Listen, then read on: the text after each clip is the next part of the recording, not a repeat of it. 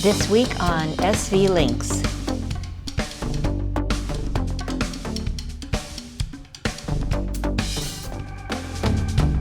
Welcome to this week's SV Lynx video. This was a short work week for us because of the Christmas holiday and some very wet weather we had here in Southern California with lots of rain, but we did get some work done. Yeah, after bailing out the whole boat, which we are going to show you. But we also promised in last week's video that if this was a shortened week, we would spend a little bit of time talking about our future plans for sailing, because we're building this boat not to build a boat, but to go sail it. And we want to take our boat all the way around the world, maybe twice. And so we're going to show you a little bit of what we're planning in that route, but that'll be at the end of the video. We're going to go ahead and show you the work we did accomplish this week right now.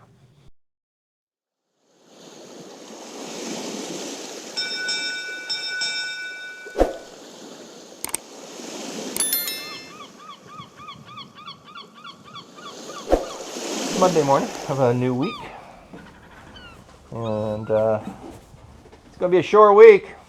Not only is it got Christmas in the middle of it, but on Thursday, but we've also got another major rainstorm coming through. It's going to start raining tomorrow night, and it's going to rain for the next 4 days straight.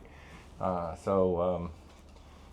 that mean we're taking off a bunch of days? Nope. What we're going to do is take Christmas off, but other than that, we're going to work in my garage on the rudders because we haven't shaped the outside of them yet. So we'll be doing that in this video. This morning, we're working on our water tanks. You can see two of them right here, and these two go under the bed right here. And we've marked where they're going to be cut out of this bulkhead, and they're going to stick through probably about this far on the other side. That'll leave enough room up here for plumbing in front of them. And then we're going to put doors on here that'll have a piece of plexiglass on them so you can see right through to see the water levels on both tanks right there. And we're going to probably put all the valves up here somewhere for transferring water between these two tanks, or shipping it all the way across the through a tube that goes right here, all the way across to the tanks on the other side. So we'll be able to move water from any 4 tanks, technically 5 tanks, any of the 5 tanks to any of the tanks. The 5th tank is the one in the rain catchment, which is centered up on the hatch in the deck below that. But it'll be able to send water to either side, and we'll be able to ship water from either of these tanks to each other or across the boat. We're also having a fill tube coming from the deck over here, which is going to end up coming right down the side wall here, inside of here, and that'll bring water to these tanks as well if we want to fill from a dock, for example. And then the water maker is going to be on the other side of this, we decided. So the 2 membranes are going to be on the other side of this bulkhead right here in the sail locker area. And so when you want to change these out, you'll go down into the sail locker, move some sails, and you can take them out. And the nice part about putting them there instead of down here, we don't have to move a mattress and get underneath of a bed. We can just go down into the sail locker and deal with the pumps or the membranes. So makes sense to put it on the other side of this bulkhead. All right, but all the water's close to each other. The water maker's right here. The tanks are right there. The fill from the dock is right there. What's the other source of water? Oh, the rainwater comes in right there from the center. So it all fairly close to each other for getting any of the sources of water. So right now, Brian and I are going to cut these holes out right here, and then we're going to have to core and strengthen these edges up. So, but this is a minor bulkhead. It's not a major one. It doesn't even have rope in it, so it's not a big deal to cut these holes through here. But we'll reinforce them anyway. So, all right, so let's do it.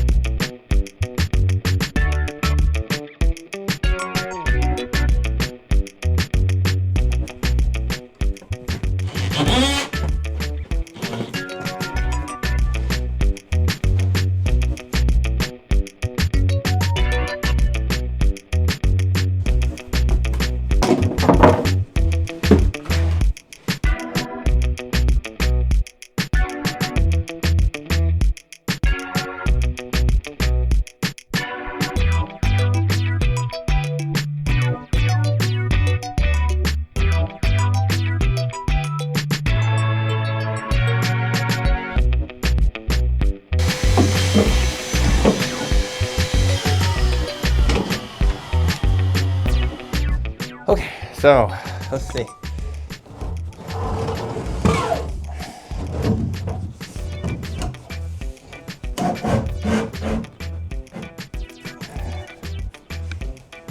Okay, it's going to be there.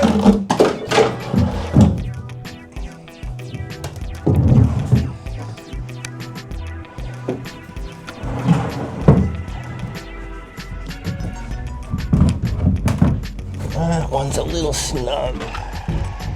It's mostly this corner here that's stopping it.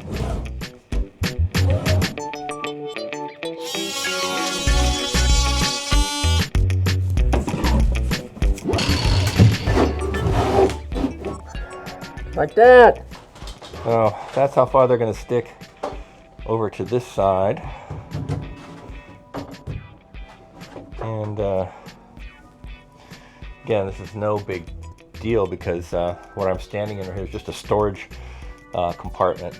So we can use as much of this as we need to for this. But now we have plenty of space at the front here for plumbing, and when we get the plumbing in, if we need more space, we can always push these back as far as we need them to be until we like the plumbing area there. But we will, as you can see, be able to see the water levels from the plexiglass front we'll have on here. All right, well, we didn't show you doing the same thing we did on the port side or on the starboard side, but the end result is that's where those two water tanks go, right there. So they're in. And that gives us our 240s on each side, so that's 160 gallons. Because I'm not including the 20-gallon tank for the rain catchment part, because that's not really storage. It's just diverting it, holding it in there until we clean it. But so the boat ends up having 160 gallons of fresh water. The original plans for the boat called for 158, so we're right on the money there. Okay, it's time to do the marrying of the two rudder pieces, because with the rain coming, we're going to want to work on these in my garage. So we need this glued together here so we don't have to do epoxy work there. I probably prefer just to be sanding stuff when we have to. Then we don't have to take all the equipment everywhere.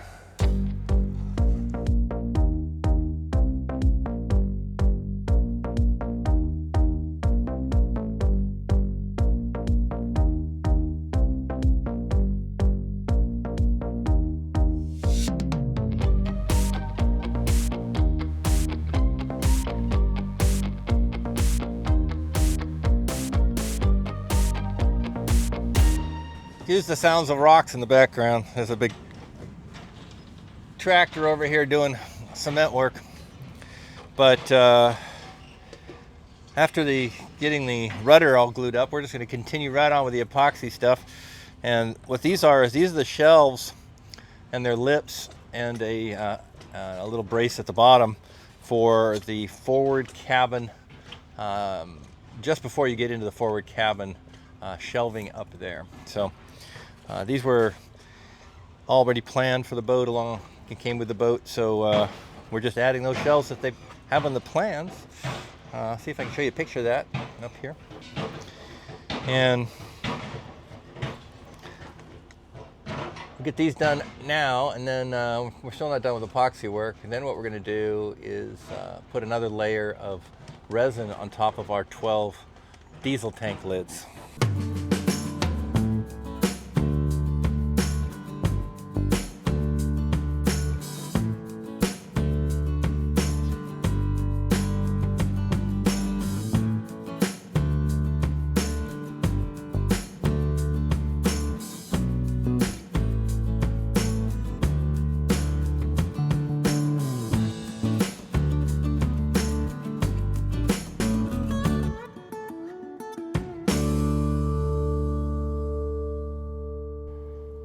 It's Tuesday morning, and it's looking pretty gray out there. Let me show you. The rain's coming, and by this evening, possibly even early afternoon here, the rain's going to start, and then we're going to have 3 to 4 days of constant rain. No fun for us, but that doesn't mean we can't get work done.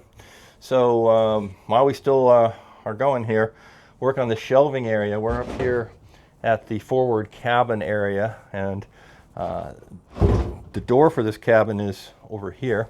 You can see the frame up here. And so these cupboards are inside this crewman's cabin here. And so this is all part of their storage. You got those shelves, that hanging locker, all these storage shelves here, and then there will be a hanging locker, big tall one right over here eventually. So lots of storage, and of course that big one under the bed over there for long-term things. So lots of storage. And what we're doing right now is we're going to glue in this shelf and the one above it, which is right there. And also we're going to put in the piece at the bottom here. This one goes like this, and it makes a little triangular storage area, which is excellent for things like pairs of shoes, for example. So it's a good little spot for that. So we're going to put that in. And then let me move this alcohol. Right here is where our escape hatch is. So these are the two shelves that fall out if the boat turns over, and or just toss them out, and then gives you access to that. But the rest of the time we can use this as storage here. Anyhow, Brian's mixing up some epoxy right now, so I've got to get this cleaned up really quickly. So I'm going to do that.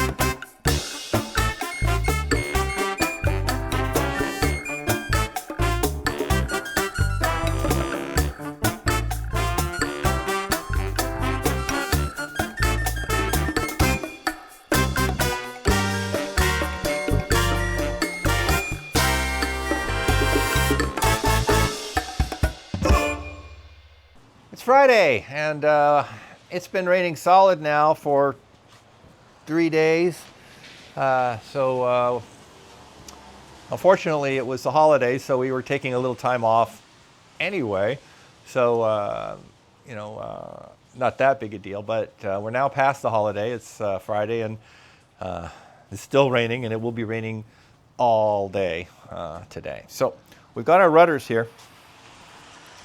And what we're going to try and do is shape these rudders into their actual shape. So we printed out over here from the plans to scale, because the plans had the actual millimeter measurings here. And so we could print this out absolutely to scale, which we did. And then we set it on top of the board.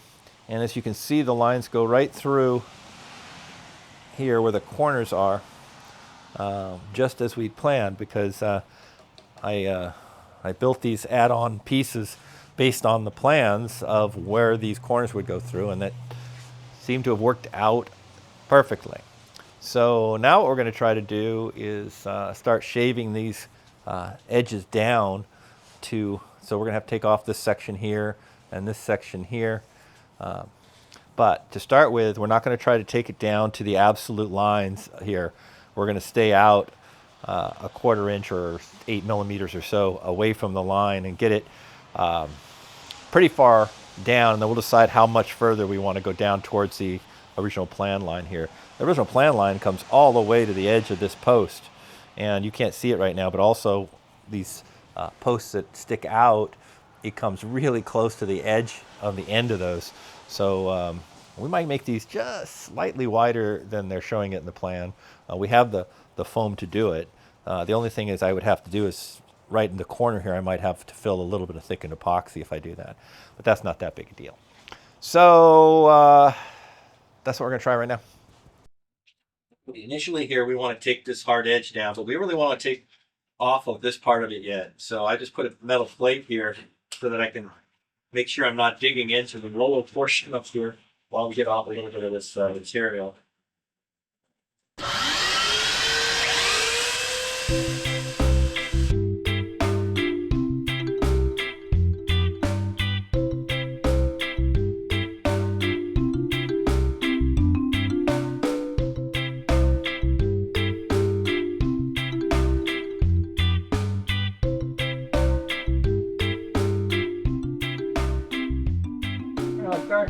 Starting to get shape here. There's a ridge here, and that's because I'm not taking it all the way down to the absolute line yet. If I did, this would drop all the way down. So still working that down. This is the center line right there, and this is how much thick these boards were. So this board was way out here. So we've already rounded this down quite a bit to that. Now we don't want to take this completely to a sharp edge because there's a fin that gets cut in here, so we have to leave a certain amount of thickness, and we put a fiberglass fin along here that will use thickened epoxy to smooth out. So this is getting pretty close to where I want it. I might go just a little bit more, but not much. On there. Now down towards the end here, this has got to get even narrower, so this has got to come down quite a bit more here. That's why this has got this big step here, because this has to come down on a slope this direction down.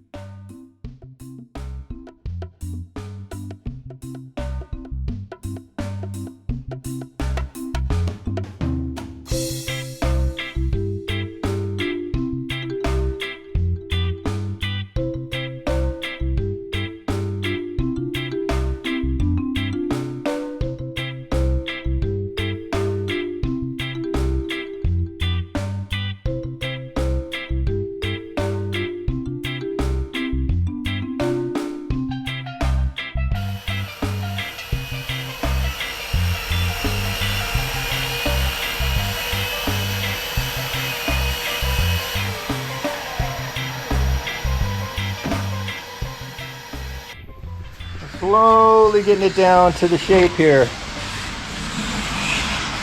We got these ridges, but that's because I'm staying really far up away from this line still, particularly back in here.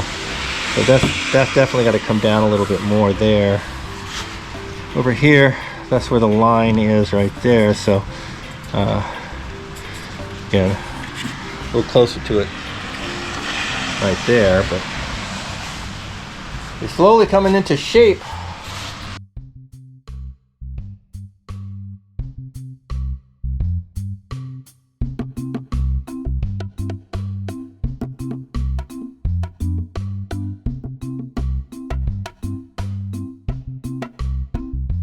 Well, it's coming along pretty well here. We can see we've got this edge here nearly down all the way. I'm going to take a little bit more off here, but not too much. And this one's already all the way down, but we'll get this part down a little bit more here. And I still got some work to do on the front, although it's getting pretty good. We're very close to the line up here, so if we end up having a little gap there, that we can just fill. Same thing with that right there. So pretty soon here we're going to flip to the other side and take it to this state, and then we'll decide how much we want to fine tune it.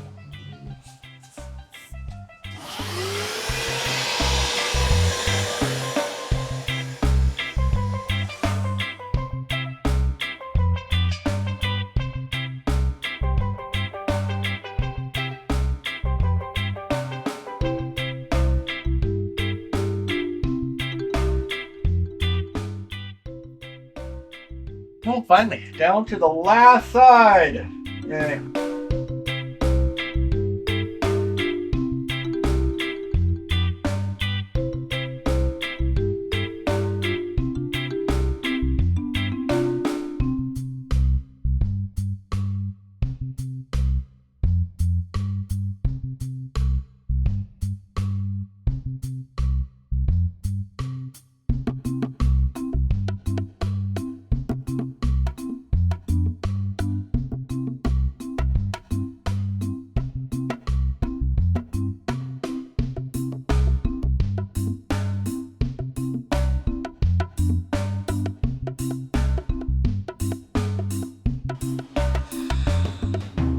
got our first one here to its initial shape.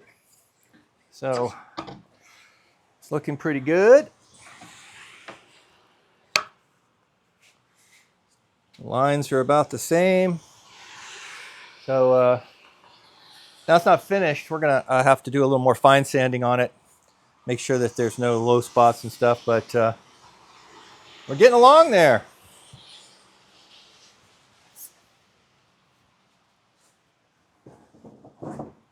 Well, we're here after the latest massive 4-day rainstorm. So we get to see what's happened to the boat. And we already dropped that tarp down. That was closed up, but up here, we have a lake in the cockpit.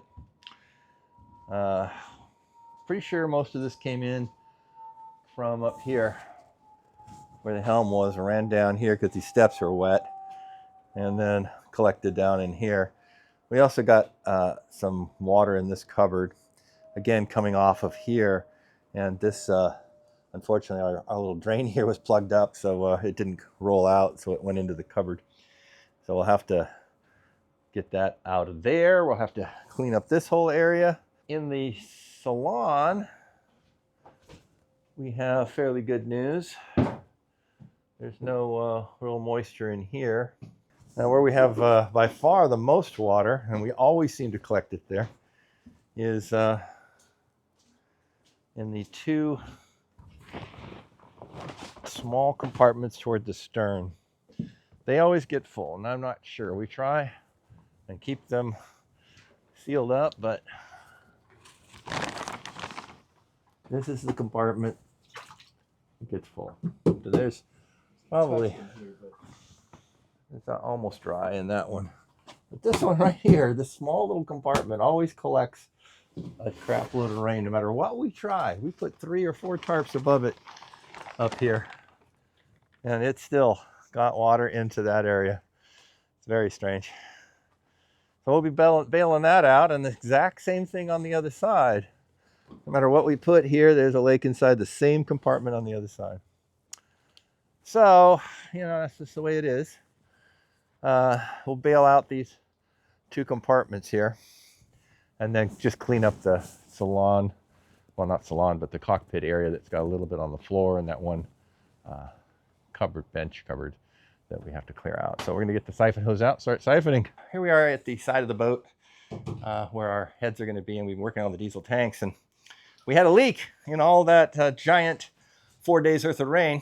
And when we opened up this sole up here, we found that these diesel tanks were 80% full, and this other compartment here had a lot of water in it. So I just took that and bailed some water from this side to the other and filled these diesel tanks up to their full state. Now we're siphoning this out into these jugs so I can see how much fuel we actually can hold in these tanks. And you know, I have a hope that we are going to reach the amount of fuel that this boat was originally designed for, which was 150 gallons approximately there.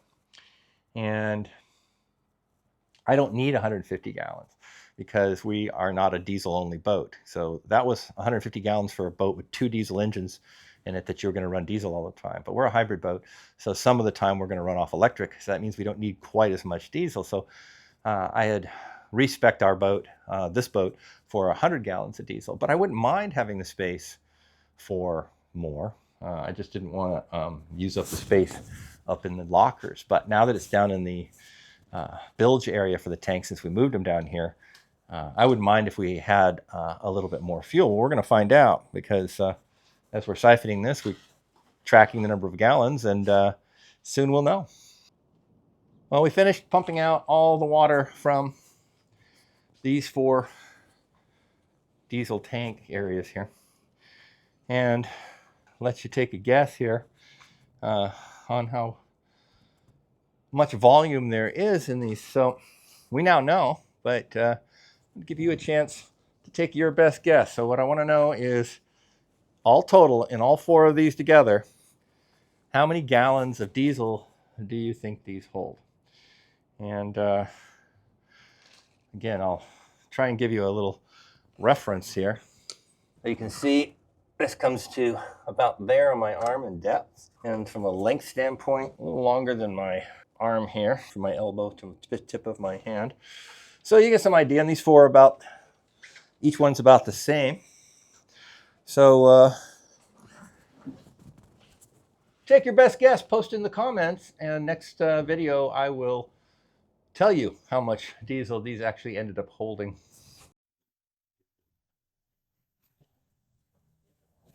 Oh, it's been a heck of a lot of cleanup from that rain, but we're finally on to today to doing something and building the boat, thank heavens. So these are all of the edges for the cupboards in the hulls. These are the little lips along the cupboards. And Brian and I already cut them all and cored them all the other day. So we're going to fill a whole string of these, some over there as well. That way these will be ready to glue into the boat soon. That way we did something to further the boat today. Tired of cleaning up water. Sadly, it's going to rain another big storm next Thursday and Friday.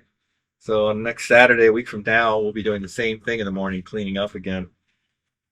Such is the season. We only have a couple months in California when it's a lot of rain, and those months are typically January, February. Well, we're just about to start January, so the next couple months will be the rainy months. I'm still hoping we don't have too much, but we'll see. Make do. Now on Friday when it starts raining, I'm going to come down here and go inside the boat, try to figure out where water was getting in, because we got way more water this time than we normally do in the boat.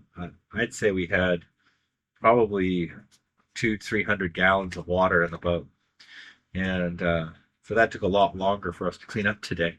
So I'm going to try to figure out where the water's getting in and see if I can't shore up our tarps and stuff so that we're getting a lot less water to clean up on Saturday. So, I mean, I'll come in Thursday, not the Friday, and check that out, see if I can get it better. All right. Well, Brian's mixing us up some thickened and get these all filled up. All right, so we started filling these. We're going to get a bunch of them. We can get those cupboards in the hallways finished up. Other than Marianne sewing a whole bunch of netting stuff for us. The Admiral will be hot on to that. But, she's a good seamstress, so we'll put her to work.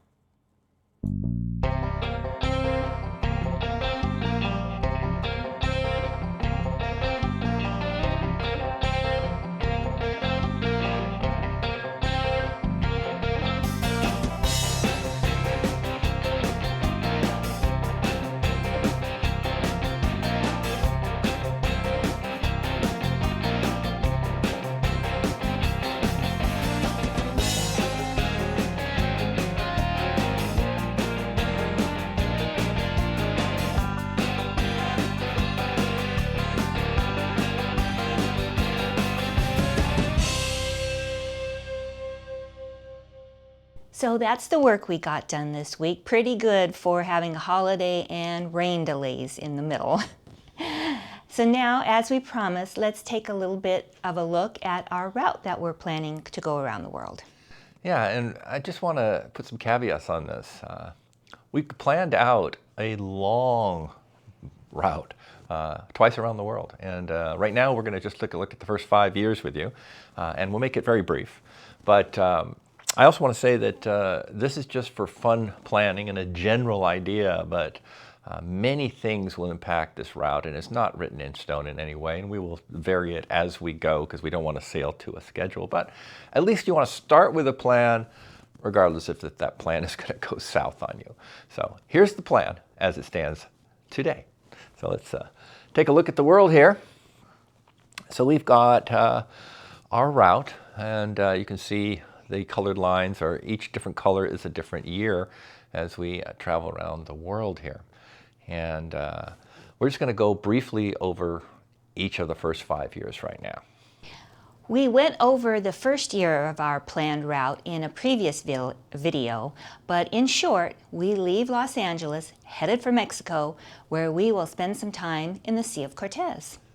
After leaving Mexico, we make one of our longest ocean crossings, heading across the Pacific Ocean towards French Polynesia. We make landfall in the Marquesas Islands, where we will spend some time touring around. But then we set sail for the Tuamotu Atolls, where we plan to do a lot of excellent scuba diving in the lagoons and passes. After some time in these remote atolls, we'll be ready for some civilization. So we're going to Tahiti and Moorea in the Society Islands. But our time will be running out on our long stay visas, so we'll head back northeast to get out of the cyclone area. So we finished that first year returning to the Marquesas Islands and the Isle of Hivaoa. And we're going to put SV Lynx up on the hard here so we can fly back to California and spend some time here. That gives us a break, and also it resets our time in French Polynesia, and because there's only so many months we're allowed to spend on there. Even though we're going to have a long-term visa for the first visit there, we still have to reset it to get some additional time. So by flying back to California, we get that.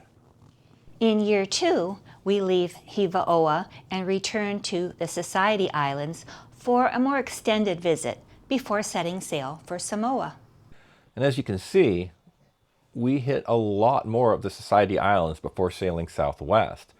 We're headed for American Samoa, then on to Samoa before turning south and sailing down to the Kingdom of Tonga. From the central group of islands, we'll turn west again and sail on to Fiji. Once checked into that country, we'll make a clockwise loop in some of the outer, more remote atolls.